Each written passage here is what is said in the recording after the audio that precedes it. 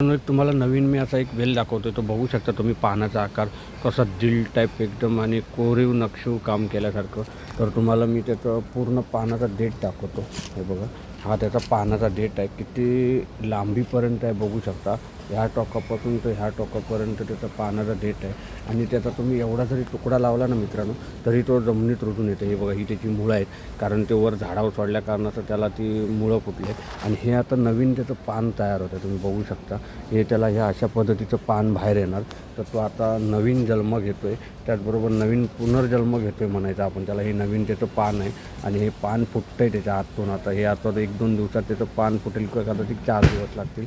आणि हा असा वेल आहे बघू शकता. आणि हे बदामाचं झाड आहे आणि बदामाच्या झाडावर आम्ही हा असा वेल सोडला आहे वरपर्यंत बघू शकता मित्रांनो. ह्या अशा पद्धतीचं हे बघा. हा इथं खाली पण आला आहे. हे बघा, मस्त छान आकाराचं हे पान आहे. कसं दिसायला एकदम सुरेख आणि सुंदर आहे बघू शकता. त्याचबरोबर हे पण बघू शकता. आणि असं वरपर्यंत वेल गेला मित्रांनो बघू शकता हे असं. तर व्हिडिओ आवडला असेल तर लाईक शेअर नक्कीच करा. थँक्यू.